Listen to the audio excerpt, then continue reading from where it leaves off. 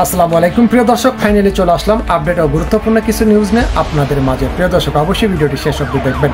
দর্শক, আপনাদের কাছে ছোট্ট একটি অনুরোধ, দেশ এবং দেশের বাইরে হলে কমেন্ট বক্সে লিখে জানিয়ে দেবেন, আর চ্যানেলে নতুন হলে সাবস্ক্রাইব করে পাশে থাকা বেল বাটনটি অবশ্যই অল করে দেবেন, কারণ পরবর্তী আপডেট নিউজ সবার আগে পাওয়ার জন্য প্রিয় দর্শক আর অবশ্যই একটি লাইক দেবেন। দর্শক, আর দেরি নয়, মূল ভিডিওতে যাওয়া যাক।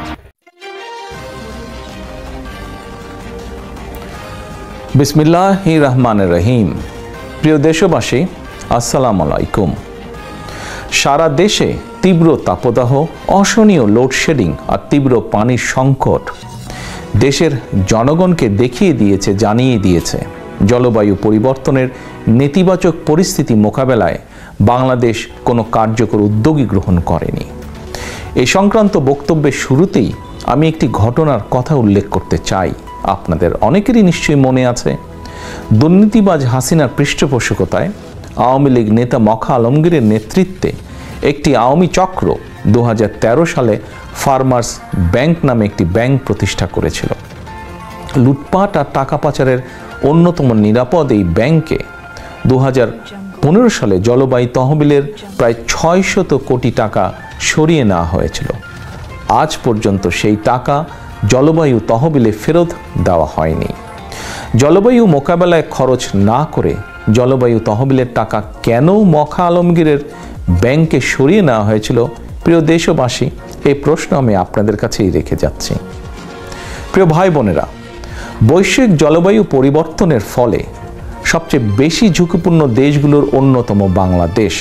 সুতরাং তাপদাহ কিংবা দাবদাহ যাই বলি না কেন, এর পেছনে বৈশ্বিক জলবায়ু পরিবর্তনের প্রভাব রয়েছে বটে, তবে হঠাৎ করেই কিন্তু এমন পরিস্থিতির উদ্ভব হয়নি। বৈশ্বিক জলবায়ু পরিবর্তনের নেতিবাচক প্রভাব মোকাবেলায় ঝুঁকিপূর্ণ দেশগুলো নানা রকম প্রস্তুতি নিয়েছে, আর বাংলাদেশ জলবায়ুর টাকা লোপাট করার জন্য ফার্মার্স ব্যাংক বানিয়েছে। দুর্নীতি, লুটপাট, টাকা পাচার শেষে নাম পরিবর্তন করে ফার্মার্স ব্যাংক বিলীন হয়ে গিয়েছে পদ্মায়। পদ্মা নাম ধারণ করা ব্যাংকটি এখন আবার নতুন করে এক্সিম ব্যাংকের সঙ্গে বিলীন হচ্ছে। একের পর এক নাম পরিবর্তন হচ্ছে, কিন্তু ফার্মার্স ব্যাংকে সরিয়ে ফেলা জলবায়ু তহবিলের শত শত কোটি টাকা আদৌ কি আর ফেরত পাওয়া যাবে?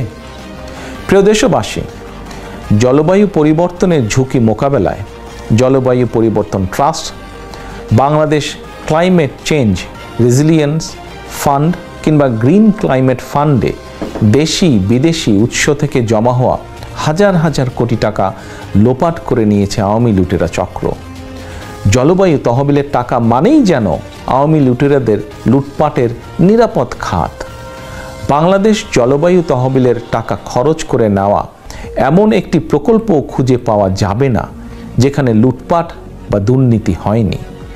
জলবায়ু তহবিলের ফান্ড পরিচালিত কমপক্ষে 60টি প্রকল্পের ব্যাপারে টিআইবি অনুসন্ধান চালিয়েছে এবং টিআইবি প্রতিটি প্রকল্পেই দুর্নীতির পুকুর চুরি খুঁজে পেয়েছে। জলবায়ু তহবিলের টাকা লুটপাটের দিকে নজর থাকলেও জলবায়ু মোকাবেলায় বিনা ভোটে সরকার কার্যত কোনো কার্যকর উদ্যোগই গ্রহণ করেনি। অতিবৃষ্টি, অনাবৃষ্টি, খরা, বন্যা, জলোচ্ছ্বাস নানা বিষয় তথ্য পেতে একটি আধুনিক কৌশল ও যন্ত্র নির্ভর আবহাওয়া বিভাগ অনিবার্য। অথচ দুদিন আগে সমগ্র দেশবাসী জানতে পারলেন বর্তমানে দেশের আবহাওয়া বিভাগের একটি রাডারও নাকি কাজ করছে না। তাহলে প্রিয় দেশবাসী, কিসের উন্নয়ন? যে উন্নয়নের গল্প আমরা এতদিন শুনলাম, কার উন্নয়ন? কাদের জন্যই বা উন্নয়ন? প্রিয় দেশবাসী, সাম্প্রতিক সময়ে গণমাধ্যমে প্রকাশিত একটি রিপোর্টটি কি? রাজধানীর বিমানবন্দর সড়কের দুই পাশে বনসাই গাছ লাগানো হয়েছিল, কিন্তু পরিবেশবিদগণ বলেছিলেন যেসব বনসাই গাছ লাগানো হয়েছে এগুলো ঢাকার মাটি এবং পরিবেশের জন্য মোটেও উপযোগী নয়। তারপরেও কিন্তু সড়ক এবং জনপথ বিভাগ বিদেশ থেকে জনগণের অর্থ ব্যয় করে প্রচুর টাকা দিয়ে এই আমদানি করা গাছগুলো লাগিয়েছিল। প্রশ্ন হচ্ছে, আসলে কি পরিবেশ সংরক্ষণের উদ্দেশ্য ছিল গাছ লাগানো, নাকি গাছ লাগানোর মূল উদ্দেশ্য ছিল অন্য কিছু। প্রিয় দেশবাসী, জলবায়ু তহবিলের টাকাটা লুটপাটের পাশাপাশি চলছে প্রকৃতি এবং পরিবেশ বিধ্বংসী কার্যক্রম। এমনকি ভোট ডাকাত হাসিনা বিশ্ব ঐতিহ্যের ধারক সুন্দরবন বিধ্বংসী প্রকল্প গ্রহণ করতেও বিন্দুমাত্র দ্বিধা করেনি। উন্নয়নের নামে চট্টগ্রামে মনে হয় গাছ কাটার মহা উৎসব চলছে।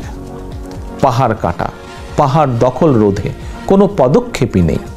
সম্প্রতি ভবন নির্মাণের নামে জাহাঙ্গীরনগর বিশ্ববিদ্যালয়ে 4 শতাধিক গাছ কেটে ফেলার সিদ্ধান্ত নিয়েছে কর্তৃপক্ষ। দেশ বৈশ্বিক জলবায়ু পরিবর্তনের হুমকিতে জেনেও তথাকথিত উন্নয়নের নামে গাছগাছালি কেটে খাল, ডোবা, জলাধারগুলো ভরাট করে মাঠ, পার্ক দখল করে রাজধানী ঢাকা সহ দেশের শহরগুলোকে যেন কংক্রিট আর আবর্জনা শহরে পরিণত করা হচ্ছে। প্রিয় দেশবাসী ভাই ও বোনেরা, তাপদাহ কিংবা দাবাদাহের সময় নদীমাতৃক বাংলাদেশের নদ নদী, হাওর, খালগুলো জনগণের জন্য একটি আশ্রয়স্থল হতে পারত, বিশেষ করে গ্রামীণ জনপদের মানুষের জন্য।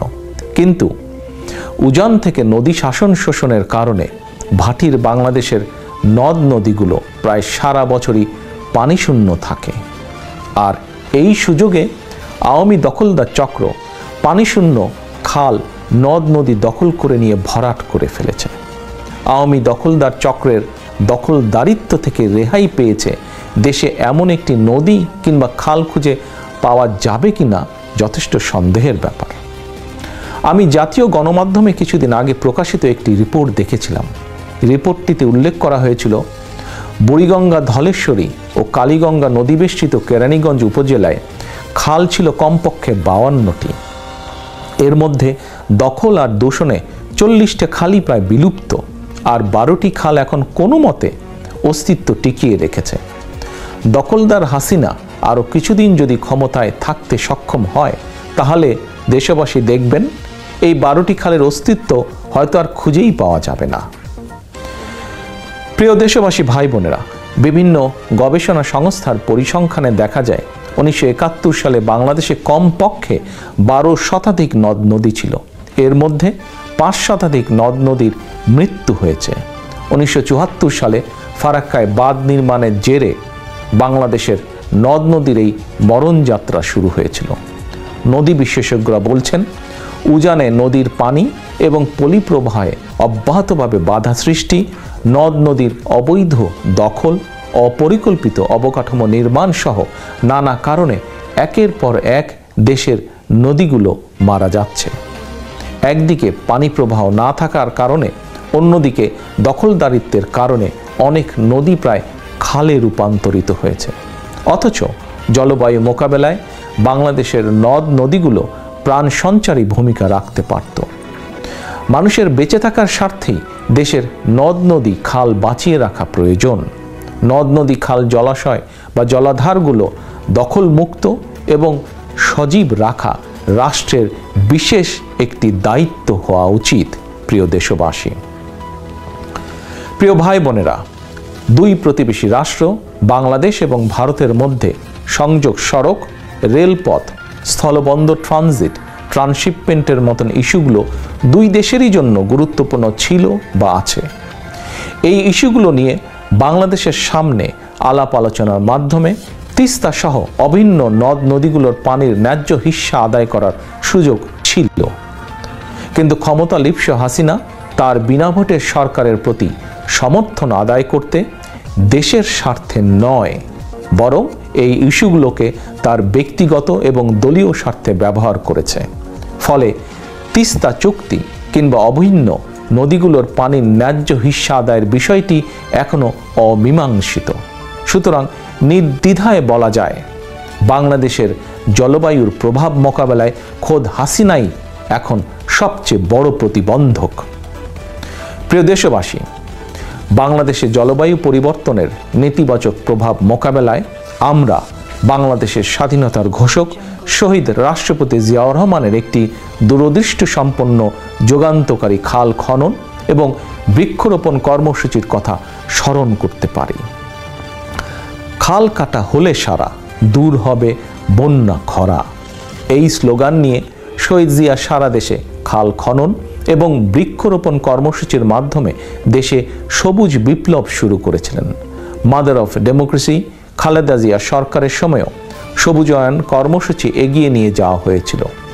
জনগণের রায় বিএনপি ইনশাল্লাহ পুনরায় ক্ষমতায় এলে জলবায়ু মোকাবেলায় আবারও দেশে শহীদ জিয়ার সেই বিপ্লব কর্মসূচি পুনরায় শুরু করা হবে। প্রিয় দেশবাসী, আমি আর কথা বেশি লম্বা করব না। আমার শেষে দেশের সকল মানুষকে বলবো, একটু চিন্তা করে দেখুন, আওয়ামী লুটেরা চক্র বিদেশে সেকেন্ড হোম গড়ে তুলেছে, কানাডার বেগমপাড়া বানিয়েছে। আওয়ামী লুটেরা চক্র যুক্তরাজ্য, যুক্তরাষ্ট্র সহ বিভিন্ন দেশে শত শত বাড়িঘর বানিয়েছে নিজেদের জন্য। সুতরাং বসবাসের জন্য বাংলাদেশ যদি অনিরাপদ হয়ে উঠে, আওয়ামী লুটেরা চক্র নিরাপদে বিদেশে পালিয়ে যাবে। কিন্তু সাধারণ জনগণ কোথায় যাবে? দেশের কোটি কোটি জনগণ, আমাদের বিদেশে যাদের সেকেন্ড হোম নেই, আমাদেরকে বাংলাদেশেই থাকতে হবে।